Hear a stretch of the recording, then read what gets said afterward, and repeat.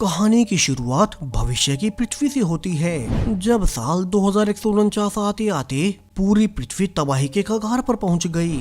अब वातावरण में ऑक्सीजन इतनी ज्यादा कम हो चुकी है कि लोग बिना मास्क पहने बाहर तक नहीं निकल सकते। पेड़ पौधे उगना तो कई साल पहले ही बंद हो चुके थे और अब तो हर ओर बेहद भूखमरी और खराब होते हालातों को देखते हुए मिलिट्री रूल लागू हो चुका है और बहुत कठोर नियम बनाए गए हैं। अब 2 से ज्यादा बच्चे पैदा करना लीगल नहीं है, क्योंकि अभी तो बहुत भारी मात्रा में मौजूदा लोग ही भूखे मर रहे हैं।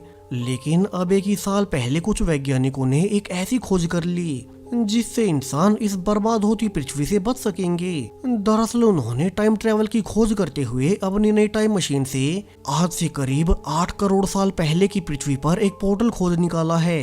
8 करोड़ साल पहले का वो समय जब इंसानों ने पृथ्वी को दूषित नहीं किया था। साफ हवा, साफ पानी, साथ में खेती करने के लिए बेहद उपजाऊ मिट्टी। हालांकि उस समय में कुछ ऐसे खतरे भी हैं जो कि इंसानों ने कभी नहीं देखे, और वे हैं बड़े बड़े डायनासोर्स जो कि 8 करोड़ साल पहले की इस पृथ्वी पर राज किया करते हैं। सो अब वैज्ञानिकों ने अपने लिमिटेड संसाधनों का इस्तेमाल कर उस समय में पोर्टल खोल दिया है, जिससे कि वे थोड़े थोड़े करके लोगों को पास्ट की पृथ्वी पर भेज रहे हैं। हालांकि इस पोर्टल के छोटा होने से अब सिर्फ सरकार द्वारा चुने गए लोगों को ही पास्ट में भेजा जाता है, ताकि वे उस समय में जाकर धीरे धीरे इंसानी कॉलोनीज बना सकें। वैसे भी सरकार एक साथ इतनी बड़ी आबादी को पास्ट में नहीं भेज सकती, तो ये प्रोसेस बहुत लंबा होने वाला है और प्रेजेंट से सारे लोगों को पास्ट में जाने में कई दशक लग जाएंगे। अब यहाँ से हम जिम नाम के एक पुलिस ऑफिसर को देखते हैं, जो कि अभी अपनी जॉब के बाद मास्क उतारकर घर में घुसता है। यहाँ वो अपनी पत्नी एली और 3 बच्चों जोश, मैडी और जोए के साथ रहता है। यानी कि जिम खुद पुलिस ऑफिसर होते हुए भी उसने सरकार का 2 बच्चों वाला नियम तोड़ दिया।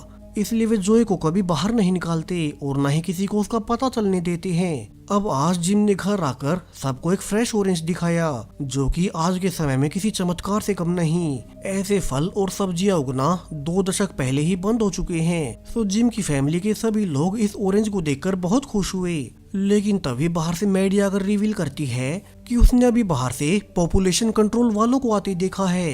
तो अब सभी जल्दी से जोए को एयर वेंट में छिपा देते हैं ताकि वे ऑफिसर्स उसे ढूंढ न सकें। जल्दी गार्ड्स जिम के घर में हर ओर तलाशी लेने लगे, क्योंकि किसी पड़ोसी ने जिम के घर से उसके बच्चे की आवाज सुन ली थी। यानी कि भले ही जिम खुद पुलिस में क्यों ना हो, फिर भी वो इस नियम को नहीं तोड़ सकता।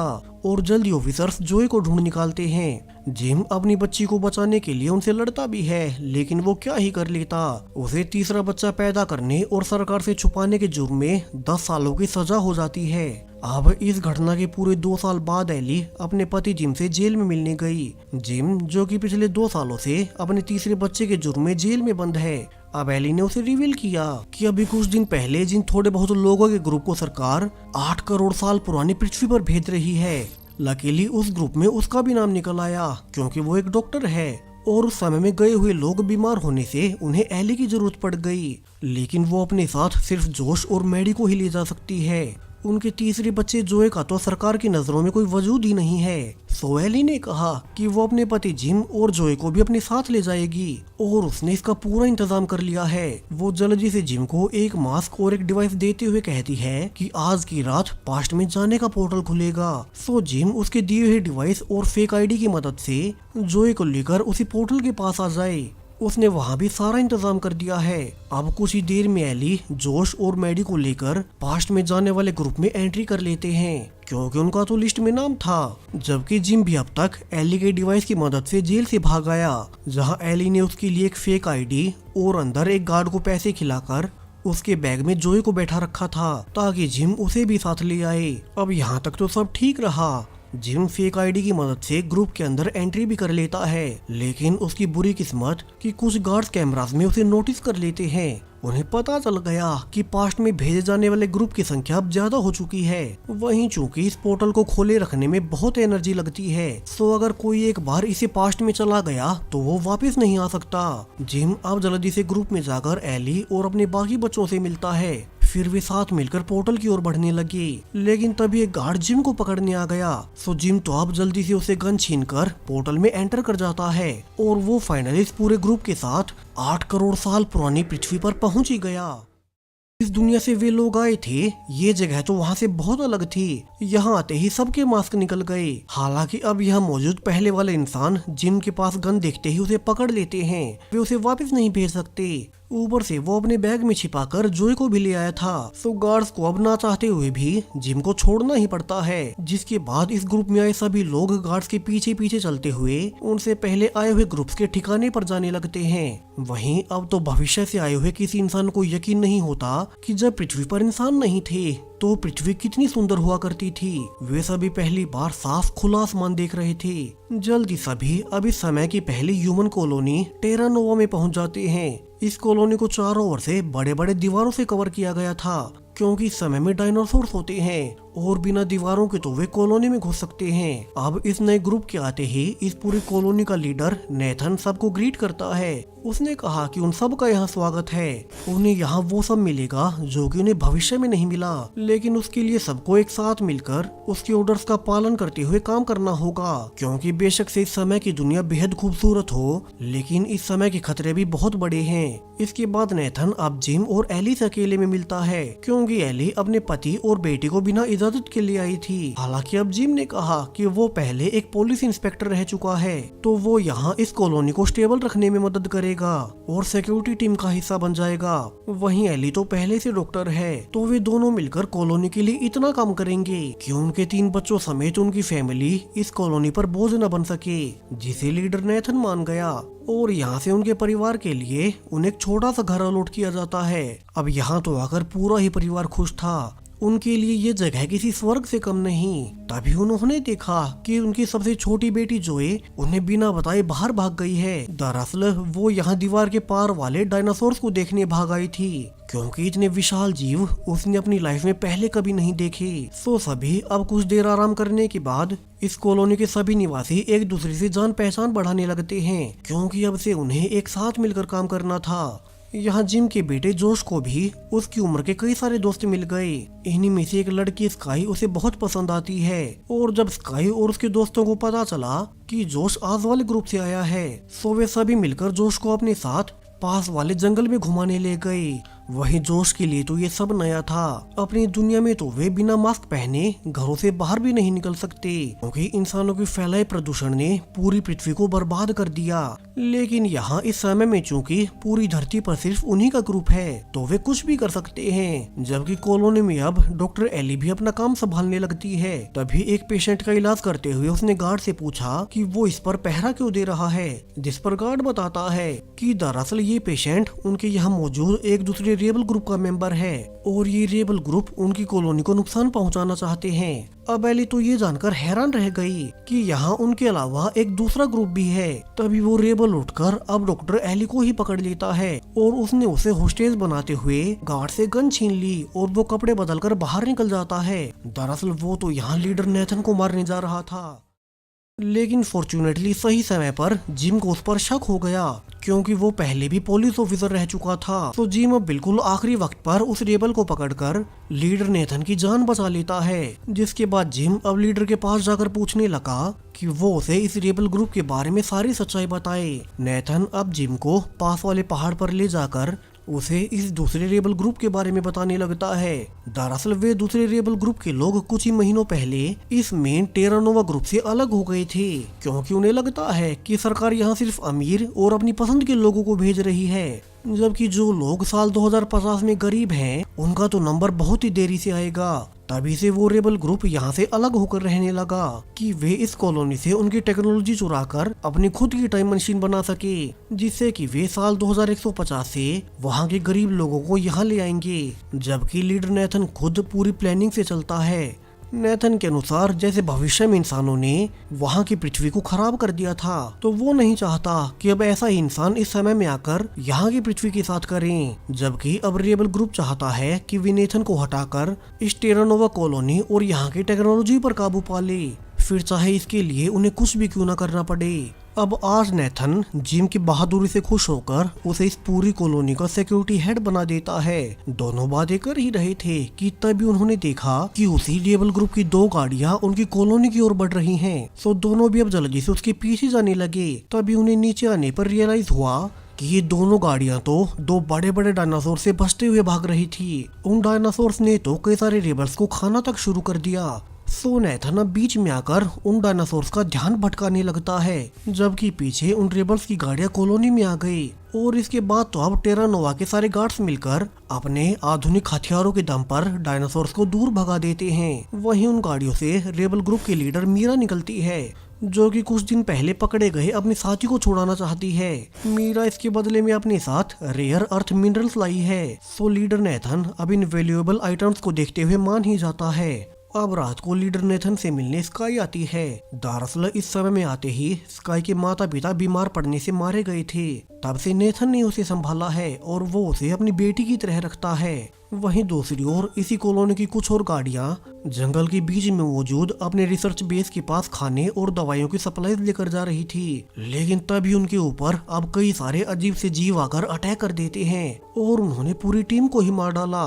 जबकि कॉलोनी में भी जब जिम अपनी पत्नी एली के साथ ही था कि तभी उन्हें भी बाहर से अजीब से जीवों की आवाजें आने लगती हैं। जिम ने बाहर आकर देखा कि ये तो बड़े ही अजीब तरह के पंछी हैं। हालांकि उसे अभी ये नहीं पता कि इन्हीं जीवों ने सोल्जर्स को मार गिराया है और वो वापस आ गया। वहीं अब सुबह होने तक कॉलोनी में सबको पता चल चुका था कि कल रात उनकी सोल्जर्स की एक गाड़ी मिसिंग हो चुकी है। सो नेथन को लगता है कि कहीं उन पर उसी रेबल ग्रुप ने अटैक न कर दिया हो। दूसरी ओर एली जब कॉलोनी की हॉस्पिटल में काम कर रही थी तो यहाँ उसे अपना पुराना दोस्त डॉक्टर मेलकम मिल जाता है। तभी यहाँ जिम भी आ गया और एली ने दोनों को मिलवाते हुए बताया कि डॉक्टर मेलकम भी कभी कॉलेज के दिनों में उसका बॉयफ्रेंड हुआ करता था, लेकिन फिर वे अलग हो गए। जबकि अब मेलकम भी हैरान हो गया कि एली शादी कर चुकी है और उसके 3 बच्चे हैं। वहीं अब नेथन और जिम बाकी सोल्जर्स के साथ जाकर फाइनली अपने सोल्जर्स की गाड़ी को ढूंढ निकालते हैं। लेकिन यहाँ तो अब कोई जीवित नहीं बचा। सारे मारे गए सोल्जर्स की बॉडी बहुत बुरी हालत में थी। वहीं उन पर लगे कट से ये तो साफ है कि ये अटैक कोई बड़ा डायनासोर नहीं कर सकता। सो वे उन सारी बॉडीज को वापस अपनी कॉलोनी में लाकर चेक करने लगते हैं कि ये किसने किया होगा। तभी जिम को एक बॉडी से कुछ क्रीचर्स के टुकड़े मिल जाते हैं। सो यहाँ से ये तो कंफर्म हो गया कि उन्हें रेबल ग्रुप ने नहीं बल्कि जंगल में मौजूद किसी प्रकार के क्रीचर्स ने मारा है। लेकिन ये किया किसने? अब डॉक्टर एली और मेलकम मिलकर यही पता करने लगते हैं। वही जिम को तो अंदर से मेलकम की चिंता थी। वो शाम को घर आते ही एली से पूछता भी है कि मेलकम पहले कॉलेज के दिनों में उसका बॉयफ्रेंड हुआ करता था, तो कहीं अब भी वो उसके करीब आने की कोशिश तो नहीं कर रहा। हालांकि जिम को एली यकीन दिलाती है कि ऐसा कुछ नहीं है, उनका रिश्ता कॉलेज में ही खत्म हो चुका था। अब थोड़ी देर बाद जब दोनों फिर से बेड में ही थे कि तभी उन्हें बाहर से वहीं कल वाले सेम क्रीचर्स की आवाज सुनाई देती है। अब आज जिम के साथ उसका बेटा जोश भी बाहर आता है, लेकिन उन्होंने देखा कि आज तो यहाँ इन क्रीचर्स की संख्या कल से भी ज्यादा थी। सो उन्हें समझ नहीं आता कि ये अजीब से जीव लगातार हर गुजरते दिन के साथ उनकी कॉलोनी के पास क्यों आ रहे हैं। और जब जोश उन क्रीचर्स पर पत्थर भी फेंकता है तो अब वे उल्टा जिम और जोश पर ही अटैक कर देते हैं। लकीली दोनों बाप बेटा किसी तरह से बचते हुए वापस अंदर आ गए। अब सुबह जिम की चोटों को देखते हुए मेलकम ने रियलाइज किया कि ये तो सेम वही कट्स हैं जो कि कल उन मारे गए सोल्जर्स की बॉडी पर भी थे। यानी कि यहाँ से पूरी तरह से कंफर्म हो गया कि सेम यही क्रीचर्स पिछले कुछ दिनों से उनकी कॉलोनी की ओर आ रहे हैं और वे इतने खतरनाक हैं कि वे इंसानों को मार भी सकते हैं। ठीक इसी वक्त बाहर जिम का बेटा जोश और नेथन की बेटी स्काई बाहर मार्केट में घूम रहे थे कि तभी वहाँ पर भी सेम बहुत सारे क्रीचर्स आ गए। अब जोश जल्दी से सबको छुपने को कहता है क्योंकि कल रात उसने अपने पिता के साथ देख लिया था कि ये कितने खतरनाक हैं। लेकिन अब तभी उन सारे क्रीचर्स ने मिलकर लोगों पर अटैक कर दिया और काफी देर कोहराम मचाने के बाद वे वापस लौट गए। हालांकि अब तक बहुत से लोग घायल हो चुके थे और इससे कॉलोनी में बहुत नुकसान पहुंचा। अब हर कोई डर गया कि ये क्रीचर समय के साथ बढ़ते क्यों जा रहे हैं। तभी लकीली मेलकम को एक मरा हुआ क्रीचर मिल जाता है और वे उस पर रिसर्च करने लगे कि अचानक से ये यहाँ क्यों आ रहे हैं। अब कुछ घंटे रिसर्च करने के बाद मेलकम ने रिवील किया कि असल में ये क्रीचर्स यहाँ माइग्रेट कर रहे हैं, शायद से यहाँ सेम इसी जगह पर जहाँ उनकी कॉलोनी बनी है। यहीं पर इन क्रीचर्स ने कभी अपने अंडे दबाए होंगे। जिसे कि सुनने के बाद अब लीडर नेथन उसे पूरी बात रिवील करता है कि कैसे 1 साल पहले जब वे पहली बार इस समय की पृथ्वी पर आए थे तब उन्हें अपने लिए एक कॉलोनी बनाने के लिए और साथ में खेती करने लायक उपजाऊ जमीन ढूंढनी थी। और फिर उन्हें ये जगह मिली क्योंकि इस जगह की मिट्टी के नीचे बहुत सारे अंडे दबे हुए थे जो कि इस एरिया की मिट्टी के लिए खाद का काम कर रहे थे। सो उन्होंने उन अंडों को नष्ट कर अपनी ये टेरानोवा कॉलोनी बना ली। सो शायद से अब ये जीव मौसम के साथ घूमकर वापस से अपनी जगह पर आए हैं ताकि अपने अंडों को सही सकें, इसलिए वे समय के साथ बढ़ते ही जा रहे हैं। और अगर उन्होंने जल्दी से कुछ नहीं किया तो ये क्रीचर्स इतनी ज्यादा खतरनाक हैं कि वे सबको मार सकते हैं। यानी कि अब तो यहाँ से उन सब के लिए और पूरी कॉलोनी के लिए एक बहुत बड़ी प्रॉब्लम आ गई। वे अपनी कॉलोनी को कहीं शिफ्ट भी नहीं कर सकते क्योंकि यहाँ ना सिर्फ उनके घर बन चुके हैं बल्कि खेती के लिए सबसे बेहतर मिट्टी भी है। ऊपर से उन जीवों की संख्या आने वाले दिनों में बढ़ती ही जाएगी। सो डॉक्टर मैल्कम और एली ने कहा कि अगर उनके पास सेम यही मेल और फीमेल क्रीचर्स हों तो वे उन पर रिसर्च कर उनकी कमजोरी ढूंढ सकते हैं। सो जिम अब जल्दी से तैयारी करने लगता है कि वो लीडर नेथन के साथ बाहर जाकर किसी तरह से इन जीवों को जिंदा पकड़ लाए। तभी अब तक जिम को पता चल गया कि असल में उसकी पत्नी एली को यहाँ बुलाने का प्रस्ताव लीडर नेथन को मैल्कम ने ही दिया था। सो अब जिम मैल्कम से कहता है कि वो उसकी पत्नी के बारे में कोई भी गलत सोच न रखे। हालांकि मैल्कम ने गुस्से में कहा कि उसे पहले पता नहीं था कि एली ने शादी कर ली है और उनका रिश्ता तो कॉलेज में ही खत्म हो चुका था। अब जल्द ही अगले दिन तक जिम 2 जिंदा जीवों को लेकर वापस लौट आता है और डॉक्टर एली और मैल्कम उन पर रिसर्च कर पता कर लेते हैं कि कैसे ये क्रीचर्स उनके अंडों की स्मेल की ओर आकर्षित होते हैं। सो अगर वे किसी तरह से स्मेल को कॉपी कर लें तो वे इन्हें यहाँ से दूर ले जा सकते हैं। फिर वे उन क्रीचर्स के लिए एक नई जगह ढूंढकर उन्हें वहीं छोड़ देंगे जहां वे फिर से ब्रीडिंग कर सके और ये कॉलोनी भी सेफ रह सके। हालांकि उन्हें इस स्मेल को बनाने के लिए समय चाहिए, जबकि बाहर अब तक बहुत सारे क्रीचर्स फिर से कॉलोनी में घुस आते हैं। यानी कि एली और मैल्कम पर दबाव बहुत बढ़ गया क्योंकि बाहर ये क्रीचर्स लोगों पर अटैक कर रहे थे। वहीं जब लोग अपने घरों में छिपने भी गए तो अब रात होते हुए इन क्रीचर्स की संख्या इतनी ज्यादा बढ़ चुकी थी कि वे घरों तक में घुसना शुरू हो गई और लोगों को मारने लगे। जबकि लैब में अब तक एली और मैल्कम मिलकर फाइनली उस टोनी को पूरा कर लेते हैं। अब बस उन्हें इन सारे जीवों को यहाँ से निकालकर उस दूसरी लोकेशन तक पहुँचाना होगा। सो लीडर नेथन और जिम दोनों मिलकर अब एक कवर्ड गाड़ी से होते हुए उस स्मेल को एमिट करने लगते हैं, जिसके बाद सारे जीव उनके पीछे आने लगे और फिर वे उन जीवों को अपने साथ यहाँ से बहुत दूर उस दूसरी लोकेशन तक छोड़ आते हैं। सुबह तक दोनों सेफली वापस भी आ गए। उन्हें बस थोड़ी ही चोट आई थी लेकिन फिर भी उन्होंने कॉलोनी को बचा ही लिया। यहाँ पर अब सब फिर से सेफ हैं। सभी निवासी अब फिर से नॉर्मल दिनों की तरह बाहर निकल सकेंगे। वहीं अब यहाँ से हम टेरानोवा कॉलोनी की एक लैब को देखते हैं जिसे कि मेन कॉलोनी से दूर जंगल के बीच में बनाया गया है ताकि यहाँ वे इस समय के जीवों पर रिसर्च कर सकें। लेकिन आज जब एक वैज्ञानिक अपने लैब के बाहर गया ही था कि उसे एक डायनासोर खा लेता है। सो अगले ही दिन नेथन, एली और एक सोल्जर उसी लैब पर देखने जाते हैं कि कल से उनका अपने वैज्ञानिकों से संपर्क क्यों नहीं हो पा रहा, जबकि जिम और मैल्कम यही मेन कॉलोनी में रुक गए। वहीं अब लैब पर पहुंचकर नेथन ने देखा कि यहाँ तो लैब का दरवाजा खुला पड़ा है, जबकि बाहर कई सारे वायर्स कटी हुई थी, जिसे नेथन को लगने लगता है कि यहाँ जरूर किसी बड़े डायनासोर ने अटैक किया होगा। नेथन और एली जल्दी से अंदर जाकर देखते हैं कि अब यहाँ उनके वैज्ञानिक ने कई सारे नोट्स छोड़ रखे थे। इन पर लिखा था कि उन्हें कैसे भी करके बाहर नहीं जाना है और ये जगह उन्हें सब कुछ भुला देगी। तभी उन्हें कमरे के अंदर बाकी के 2 क्रू मेंबर्स मिल जाते हैं जो कि वैसे तो सही सलामत हैं, लेकिन उन्होंने बताया कि अब उन्हें अजीब कारणों से कुछ भी याद नहीं है। उन्हें तो अब ये भी याद नहीं था कि वे 8 करोड़ साल पहले की पृथ्वी पर मौजूद हैं। एली और नेथन को तो कुछ समझ ही नहीं आता कि यहाँ इस लैब में मौजूद उनके वैज्ञानिक अचानक से अपनी मेमोरी कैसे खो रहे हैं। तभी उन्हें उसी मरे हुए वैज्ञानिक की रिकॉर्डिंग मिल गई जिसमें वो बता रहा था कि कैसे इस लैब में आते ही धीरे धीरे पहले उसकी रिसेंट यादें मिटने लगती हैं। यहाँ उसने कुछ रिसर्च पेपर्स भी छोड़े थे और डॉक्टर एली उन रिपोर्ट से समझ जाती है कि यहाँ इस लैब के आसपास इस जंगल में ऐसा कोई वायरस है जो कि इंसानी मेमोरी को मिटाने लगता है, सेम बिल्कुल अल्जाइमर की बीमारी के जैसे। लेकिन ये वायरस कुछ ज्यादा ही तेज है, इसलिए वो वैज्ञानिक शुरू में बाहर चला गया था क्योंकि तब वो भूल चुका था कि अब वो 8 करोड़ साल पुरानी पृथ्वी पर है और बाहर जाने पर उसे डायनासोर्स खा लेंगे। अब एली ने कहा कि इसका मतलब है कि वे तीनों भी चूंकि बिना सेफ्टी मास्क के यहाँ गए हैं तो वो वायरस उनकी बॉडी में भी एंटर कर चुका होगा और अब तो धीरे धीरे वे भी भूलने लगेंगे। सो उन्हें जल्द से जल्द इस वायरस का इलाज ढूंढना होगा।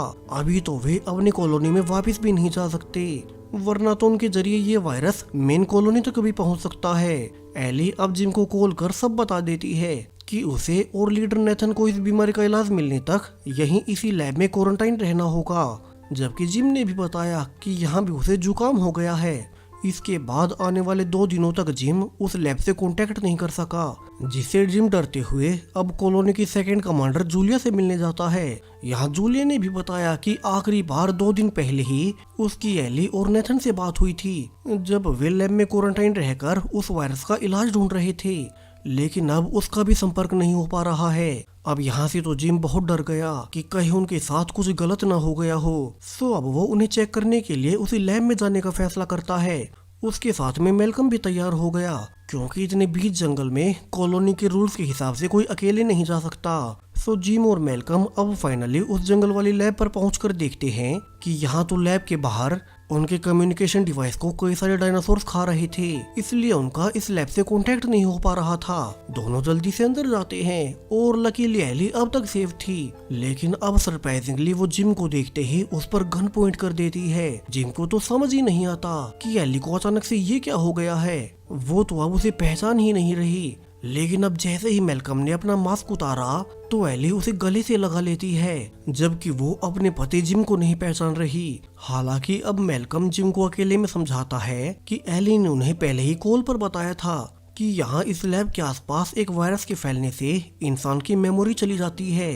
और अब मेलकम के अनुसार एली की पिछले 20 साल की मेमोरी जा चुकी है, इसलिए उसे जिम याद नहीं है और न ही अपने बच्चे याद हैं। जबकि 20 साल पहले चूंकि मेलकम उसका बॉयफ्रेंड था, तो एली इसलिए अब उसी के करीब आ रही है। मेलकम ने साथ में ये भी कहा कि अब चूंकि वे भी यहाँ आ गए हैं, तो धीरे धीरे उस वायरस के असर से उन दोनों की भी मेमोरी कम होने लगेगी। सो उन्हें जो भी करना है वो जल्दी करना होगा। दोनों अब पहले एली को उसी की 2 दिन पुरानी रिकॉर्डिंग्स दिखाते हैं, जिसमें वो बता रही थी कि उसकी मेमोरी जा रही है, सो वो अभी मेलकम के करीब न जाए। तभी उन्हें बाहर से एक अजीब सी आवाज आई, और जब जिम उसे देखने गया तो उसे पता चलता है कि यहाँ तो ऊपर से लीडर नेथन उस पर फायरिंग कर रहा था। दरअसल नेथन पहले चूंकि आर्मी में था, तो अब उसकी मेमोरी जाने से उसे ऐसा लग रहा है कि बाकी सब उसके दुश्मन सैनिक हैं, और वो जिम को मारकर उसकी गाड़ी लेकर भाग गया।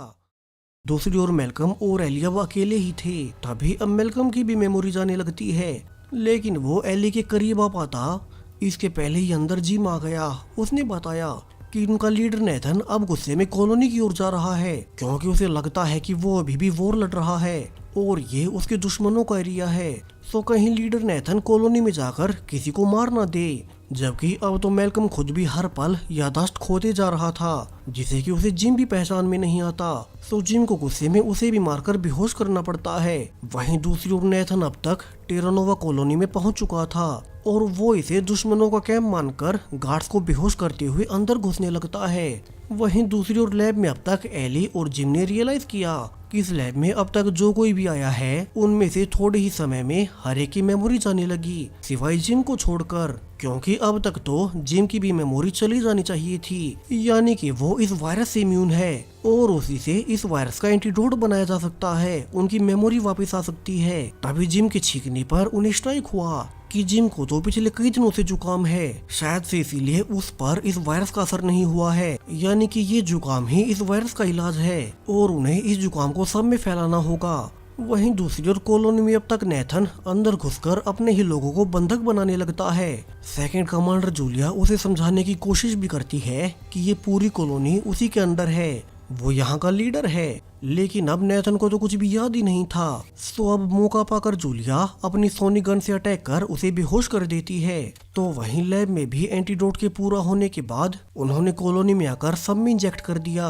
लीडर नेथन की भी आंखें खुलने पर अब उसे सब याद आ चुका था, यानी कि अब कॉलोनी को आने वाले कुछ दिनों तक जुकाम तो रहेगा, लेकिन वे मेमोरी लॉस से बच गए, क्योंकि जब नेथन यहाँ आया था तो ये वायरस उसके जरिए पूरी कॉलोनी में फैल गया होता। लेकिन जिम और एली ने मिलकर और एंटीडोट बनाकर फिर से सब ठीक कर दिया और उन्होंने इस समय की एक और प्रॉब्लम को पार कर लिया।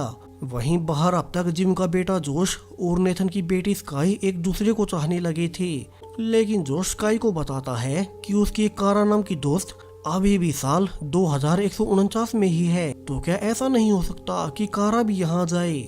जिस पर स्काई कहती है कि वो ऐसा करवा सकती है, और वो ये कहकर जोश को अपनी कॉलोनी के एक बारटेंडर टॉम के पास ले गई। यहाँ टॉम ने इसके लिए हामी भरी। उसने कहा कि वो उसकी दोस्त कारा को इस वक्त मिला सकता है, लेकिन इसके लिए जोश को उसके लिए कुछ स्पेशल काम करना होगा। टॉम अब जोश और स्काई के जाने के बाद अकेले में रेबल ग्रुप से मिलने पहुंचता है। यानी कि टॉम टेरानोवा कॉलोनी में रेबल ग्रुप का ही एक जासूस है। उसने लीडर मीरा को बताया कि कॉलोनी के एक सिक्योरिटी ऑफिसर जिम का बेटा जोश अब उनके लिए काम कर सकता है और वो उनके लिए बहुत काम आएगा। अब मीरा ने भी कहा कि उन्हें मौका मिलते ही टेरानोवा कॉलोनी से एक डेटा ड्राइव चुरानी होगी, जिससे कि उनका वैज्ञानिक भविष्य में पोर्टल्स खोल पाए और फिर वे वहां से अपने और साथियों को इस समय मिला सकेंगे। वहीं अब कुछ ही दिनों के बाद जिम अपनी सबसे छोटी बेटी जॉय को कॉलोनी के प्रोजेक्शन रूम में ह्यूमन हिस्ट्री की वीडियोस दिखाने ले जाता है, ताकि उसे पता चल सके कि किस तरह से इंसानों ने अपनी तरक्की के लिए पृथ्वी को प्रदूषित किया था और अब ऐसी गलती हमें फिर नहीं करनी है। तभी अब बाहर कॉलोनी के पास एक बहुत बड़ा मीटोराइट आकर क्रैश हो जाता है, जिसकी मैसिव शॉकवेव अब सीधे कॉलोनी को चीरते हुए निकलने लगती हैं। इससे न सिर्फ उनके कई सारे स्ट्रक्चर्स टूट गए, बल्कि अब पूरी कॉलोनी में लाइट आउट भी हो जाता है। जिम भी अपनी बेटी जोए के साथ प्रोजेक्शन रूम में ही फंस गया, क्योंकि यहाँ के सारे दरवाजे बिजली से ही खुलते थे। सो जिम अब रूम में घूमकर पता कर लेता है कि यहाँ फ्लोर के नीचे से बाहर जाने की एक छोटी सी जगह मौजूद है, जिससे कि वो खुद तो नहीं लेकिन उसकी बेटी जोए आसानी से निकल सकती है। सो जिम अब जल्दी से जोए को समझाता है कि उसे इस छोटे से रास्ते से बाहर निकलना है और फिर उसे मैनुअली गेट खोलना होगा ताकि वो भी निकल सके। वहीं दूसरी ओर टेरानोवा कॉलोनी में ब्लैकआउट होने की खबर अब तक रेबल ग्रुप में लीडर मीरा तक भी पहुंच चुकी थी। सो मीरा अपने लोगों से कहती है कि उनका कॉलोनी से उनकी डेटा ड्राइव चुराने का यही सही वक्त है, क्योंकि अभी तो वहाँ ऑटोमेटिक सिक्योरिटी बिजली न होने से बंद पड़ी होगी और गार्ड्स पूरी कॉलोनी के हुए नुकसान को ठीक करने में लगे होंगे। सो मीरा भी अपनी टीम को तैयार होने को कहती है। तो वहीं दूसरी ओर अब जोए अपने पिता जिम के कहे अनुसार टनल से होते हुए बाहर निकल जाती है और फिर उसने मैनुअली प्रोजेक्शन रूम का दरवाजा खोल दिया। अब बाहर आते ही जिम को पता लगता है कि पूरी कॉलोनी में अफरा तफरी मची हुई है। उस मीटोराइट क्रैश ने सब कुछ बर्बाद कर दिया। सो जिम अब अपनी बेटी को घर जाने को कहता है ताकि वो कॉलोनी की सिचुएशन को समझ सके, जबकि मीरा और उसकी रेबल मेंबर्स अब तक पूरी प्लानिंग के साथ एक बड़े डायनासोर को टेरानोवा कॉलोनी की ओर ही भेज देती हैं, ताकि कॉलोनी के गार्ड्स उसी को संभालने में लग जाएं और वे पीछे से जाकर डेटा ड्राइव चुरा सकें। वहीं अब लाइट के जाने से गार्ड्स अपने वेपन्स भी नहीं चला सकते। सो जिम और नेथन मिलकर एक दूसरा आइडिया निकालते हैं और वे आग लगाकर एरोस चलाना शुरू कर देते हैं, जिससे कि वो डायनासोर अब दूर जाने लगा। लेकिन इसी बीच नेथन नोटिस कर लेता है कि इस डायनासोर के पीछे एक डिवाइस बंधा है, जिसे नेथन को समझ आ गया कि इसे तो रेबल ग्रुप ने उनकी ओर भेजा है, यानी कि वे इस डायनासोर की मदद से उनका ध्यान भटका रहे थे। लीडर नेथन और जिम मिलकर अब जल्दी से भागकर अपनी कॉलोनी के मेन कंट्रोल रूम में पहुंचते हैं और नेथन का शक बिल्कुल सही निकला। यहाँ तो रेबल ग्रुप के कई सारे मेंबर्स घुसकर उनकी पूरी डेटा ड्राइव चुरा रहे थे। सो अब नेथन तो बाकी मेंबर से लड़ने लगता है, जबकि एक मेंबर डेटा ड्राइव लेकर भागने लगा तो जिम अब उसे पकड़ने जाता है, लेकिन वो मेंबर उसके हाथ से निकल ही जाता है और डेटा ड्राइव आखिरकार मीरा को मिल ही गई। वो इस पूरे डेटा को अपने वैज्ञानिक लूकस को देते हुए कहती है कि अब वे इसकी मदद से भविष्य में पोर्टल्स खोल सकते हैं और उनका प्लान कामयाब हो जाएगा। लूकस ने देखा कि इस डेटा के अंदर टाइम पोर्टल से जुड़ा पूरा डाटा था, लेकिन अब लूकस के अनुसार उन्हें टाइम पोर्टल खोलने के लिए सिर्फ एक ही कंपोनेंट की जरूरत है। तो वहीं अब बारटेंडर टॉम जिम के बेटे जोश से कहता है कि उसे रेबल ग्रुप के लिए एक काम करना होगा और इसके बाद वे साल 2149 में मौजूद उसकी दोस्त कारा को इसी समय में ले आएंगे। उसने बताया कि रेबल ग्रुप में एक वायरस फैला है जिससे वहां बहुत से लोग मर रहे हैं। सो जोश को उनके लिए इस कॉलोनी की लैब से एक दवाई चुरानी है, क्योंकि उसकी मैली एक डॉक्टर है, तो जोश तो वहाँ आसानी से घुस पाएगा और इस काम के होने के बाद वे उसकी दोस्त कारा को इसी समय में ले आएंगे।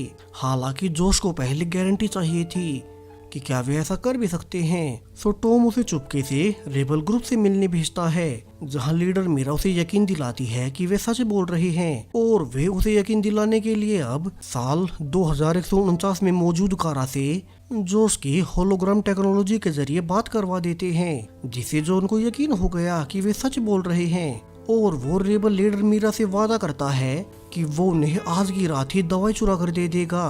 वैसे भी इससे लोगों की जान ही बच रही थी, तो जोश को इसमें कुछ बुरा नहीं लगा। जोश अब वापस टॉम के पास अपनी माँ एली का आईडी कार्ड चुरा लाता है, जिसकी कि टॉम ने एक कॉपी बनाकर जोश को दे दी।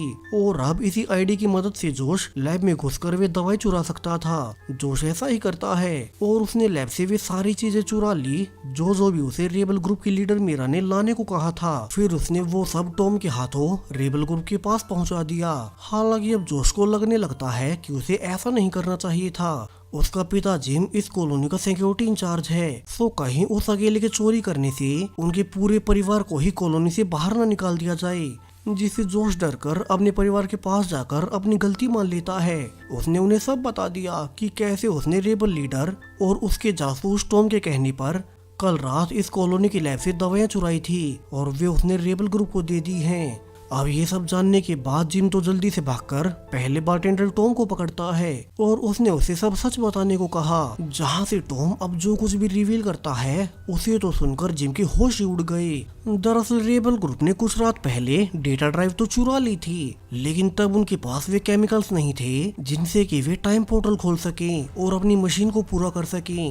इसलिए उन्होंने जिम के बेटे जोश को फंसाकर उसे झूठ बोला कि रेबल ग्रुप के लोग बीमार हैं और उन्हें दवाई चाहिए। असल में जोश ने कोई दवाई नहीं बल्कि वे केमिकल से चुरा कर रेबल ग्रुप को दे दिए हैं, जिनसे कि टाइम पोर्टल खोला जा सकता था। यानी कि अब रेबल ग्रुप का काम पूरा हो गया और उन्होंने जोश का फायदा उठाया है। जिम अब जल्दी से जाकर सब कुछ नेथन को बताता है। उसने पूछा कि रेबल ग्रुप के पास वैज्ञानिक कहाँ से आए, जिस पर अब लीडर नेथन ने एक और राज खोला।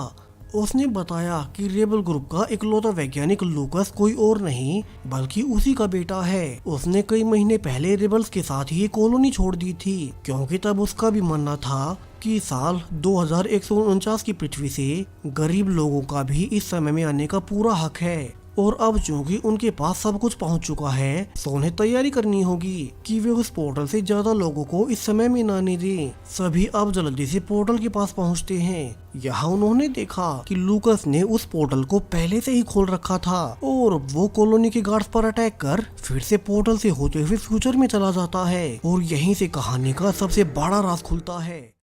दरअसल लूकस कभी चाहता ही नहीं था कि वो गरीब लोगों को पास्ट में लाकर उनकी मदद करे, बल्कि उसने तो एक करप्ट कमांडर से हाथ मिला रखा था, जिनका प्लान था कि वे अपने सोल्जर्स की टीम को पास्ट में भेजेंगे और फिर वे वहां टेरानोवा कॉलोनी पर कब्जा कर लेंगे, जिससे सरकार वहां और लोगों को भेज न सके। फिर वे उस समय की कीमती चीजें पोर्टल से इसी समय में ले आएंगे और उन्हें आम जनता को महंगी कीमतों पर बेचेंगे।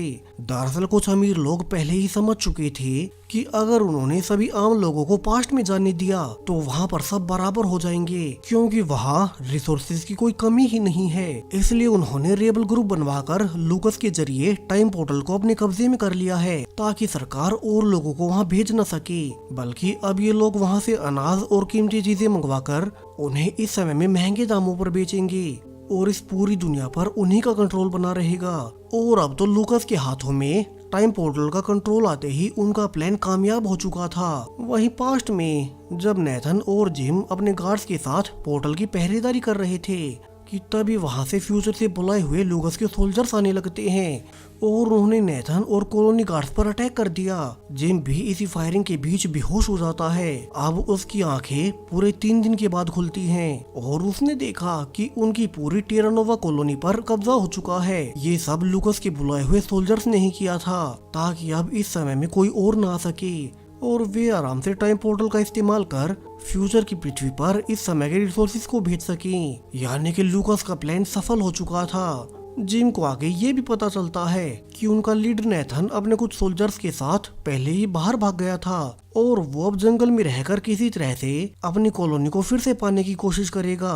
सो जिम नाटक करता है कि उस अटैक में उसकी याददाश्त चली गई है और उसने सोल्जर्स की सारी गाड़ियों को नोट कर लिया कि वे हर रोज किस समय कितना सामान फ्यूचर में भेजते हैं। फिर वो भागकर नेथन के पास जाता है और उन्होंने मिलकर एक प्लान बनाया कि उन्हें कैसे भी करके उन सामान वाली गाड़ियों में छिपकर फ्यूचर में जाना होगा और फिर वहाँ के टाइम पोर्टल को बंद करना होगा ताकि ये लोग फ्यूचर में सामान ही न भेज सकें। वहीं उस टाइम पोर्टल की पूरी इन्फॉर्मेशन इस समय में है, तो अगर उन्होंने फ्यूचर में पोर्टल को तबाह कर दिया तो वहाँ पर कोई भी वैज्ञानिक उसे फिर से नहीं बना पाएगा। हालांकि अब ऐसा करने से उनका फ्यूचर के लोगों से हमेशा के लिए कनेक्शन टूट जाएगा, लेकिन अभी तो उनके पास और कोई रास्ता नहीं था। इस काम के लिए जिम खुद जाने का फैसला करता है और अब वे सब मिलकर लूकस के एक ट्रक को बदलकर उसमें जिम को छिपा देते हैं। लकीली लूकस के सोल्जर्स को शक नहीं होता और वे उसे भी गलती से बॉक्स के अंदर फ्यूचर में भेज देते हैं। दूसरी ओर जब लूकस को इसका शक हुआ तो वो उसे रोकने भागता है और जब रास्ते में उसका पिता नेथन उसे रोकने की कोशिश भी करता है